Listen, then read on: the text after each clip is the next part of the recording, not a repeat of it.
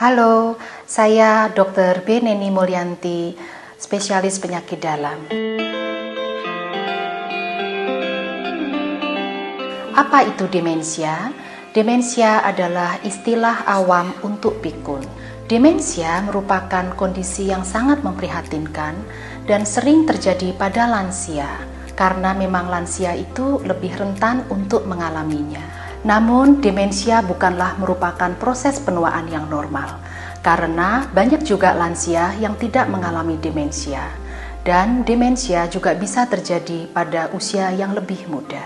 Demensia merupakan istilah untuk menggambarkan sekelompok gejala yang terdiri dari penurunan daya ingat dan kemampuan komunikasi, gangguan dalam berargumen atau menilai permasalahan, disorientasi dan perubahan tingkah laku, gangguan dalam persepsi visual, dan mengalami kesulitan untuk fokus serta memberikan perhatian.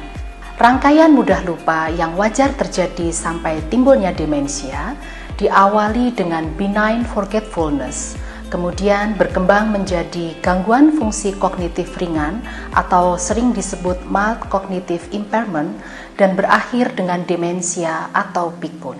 Demensia disebabkan oleh adanya kerusakan sel-sel otak di regio tertentu yang membuat kemampuan komunikasi antar sel-sel tersebut terganggu. Otak terdiri dari bagian-bagian atau regio yang memiliki fungsi khusus. Jadi, efek demensia terjadi tergantung pada lokasi sel-sel otak yang rusak tersebut. Ada beberapa penyebab demensia. Yang pertama adalah yang paling sering terjadi, yaitu demensia Alzheimer. Yang kedua, demensia vaskuler, diikuti demensia karena kekurangan vitamin B12 dan B6, atau karena kelenjar tiroid yang bekerja tidak sempurna. Juga bisa disebabkan cedera pada kepala, infeksi otak atau ensefalitis, dan penyakit degeneratif otak lainnya. Gejala demensia tahap awal, pertama adalah kesulitan berbahasa atau mencari kata-kata yang tepat, lupa yang baru terjadi hari atau tanggal, kemudian sering tersesat di tempat yang dikenal baik, kesulitan mengambil keputusan, kurang inisiatif dan motivasi, tampak sedih atau murung, dan mudah marah, serta hilang minat terhadap hobi dan aktivitas. Gejala demensia tahap menengah. Yang pertama, sangat pelupa meskipun baru terjadi, dan sering lupa nama orang. Kemudian tidak bisa hidup mandiri, diikuti sulit berbicara, perilaku yang tidak wajar, sering keluyuran atau tersesat, dan sering muncul halusinasi. Sedangkan gejala demensia tahap lanjut, diantaranya adalah mulai sukar makan dan minum, sulit untuk berjalan, tidak mengenali keluarga dekat, kawan, dan objek-objek di sekitar rumah, tidak paham kejadian di sekelilingnya, sering tersesat meskipun di dalam rumah, perilaku yang sering tidak sopan atau tidak wajar, serta aktivitasnya terbatas.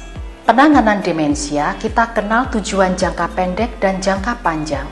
Untuk jangka pendek, tujuannya adalah mengurangi gejala dan mencegah penurunan fungsi kognitif atau intelektualnya. Sedangkan penanganan jangka panjang memperlambat proses ke arah demensia. Latihan meningkatkan kemampuan memori ada beberapa macam. Untuk melatih daya ingat dalam jangka pendek, bisa dilatih dari minatnya, upaya atau konsentrasinya, atensi atau perhatiannya. Kemudian untuk latihan daya ingat dalam jangka panjang, kita perlu melakukan latihan yang lebih sering dan berulang-ulang, fokus untuk melatih perhatian dan asosiasi terhadap lingkungan. Penanganan demensia itu tergantung pada tingkat demensianya, apakah stadium awal, menengah, atau lanjut, dan perlu dilakukan pengenalan dan deteksi dini dari kemunduran kognitifnya. Penanganan tidak saja ditujukan pada penderita, namun juga pada pengasuh dan keluarganya. Penanganan terdiri dari farmakologis yang dikombinasikan dengan non-farmakologis. Ada beberapa tips untuk mencegah pikun. Di antaranya yang pertama adalah kurangi atau cegah cedera kepala. Oleh karena itu, misalnya kita harus selalu memakai helm pada saat menggunakan kendaraan bermotor, atau hati-hati jangan berlari pada saat naik dan turun tangga. Untuk pencegahan pikun berikutnya, misalnya dengan selalu melatih membaca dan menulis. Kegiatan ini dapat melatih dan menstimulasi sel-sel saraf otak.